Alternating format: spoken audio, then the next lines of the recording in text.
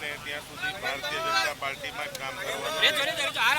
અરવિંદભાઈ તમે થોડાક દિવસ અલિપ્ત રહ્યા હતા, કદ્દાવર નેતા છે એ ફરી પાછા સક્રિય થયા છે. નાનપણથી ભારતીય જનતા પાર્ટીમાં કામ કરતો આવ્યો છું. ભગવાન જેટલું જીવાડે ત્યાં સુધી ભારતીય જનતા પાર્ટીમાં જ કામ કરવાનું છું. ધન્યવાદ, થેન્ક યુ. અરવિંદભાઈ, તમારી સાથે ક્યાંક ને ક્યાંક અન્યાય થયો તો હવે તમારી સાથે ન્યાય થઈ રહ્યો છે. આજે ગોપાલ ઇટાલિયા તમારા વિસ્તારમાં હવે મોટા ભાગના નેતા છો. ગોપાલ ઇટાલિયાની સભા ઉપર આરામથી શાંતિભાઈ ફરી એકવાર મોટી જવાબદારી તમને સોંપવામાં આવી રહી છે. તમારા વિસ્તારમાં ગોપાલની સભા ઉપર મેં કીધું એવી રીતના કે નાનપણથી ભારતીય જનતા પાર્ટીનું કામ કરતો આવ્યો છું. પાર્ટીએ મને તક આપી છે.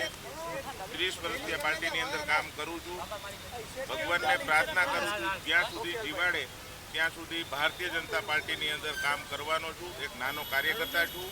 પાર્ટીએ મને ઘણું આપ્યું છે, મને સંતોષ છે અને હવે મારે ભારતીય જનતા પાર્ટીના માધ્યમથી લોકોની સેવા કરવી.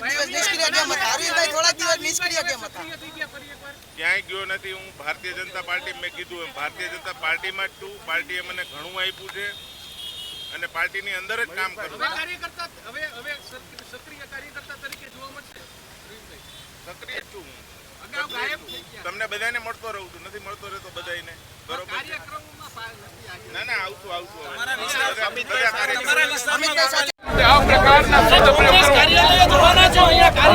કોંગ્રેસ કાર્યાલય પર જઈ અને કોંગ્રેસનો સખત વિરોધ કરીશું.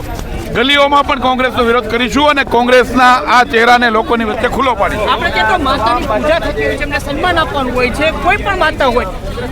આપણો દેશ તો વસુધૈવ કુટુંબકમની ભાવનાવાળો દેશ છે ને આ દેશની આ સંસ્કૃતિ નથી, પરંતુ કમનસીબે કોંગ્રેસે એમની અંદર રહેલા સંસ્કારો લોકોની વચ્ચે પ્રદર્શિત કર્યા છે. ત્યારે આ પ્રકારનું અપમાન એક માતા માટે કરવું ને એમાંય વડાપ્રધાનની માતા માટે કરવું અને દિવંગત માતા માટે કરવું એ ક્યારેય દેશની જનતા સ્વીકારી શકે નહીં.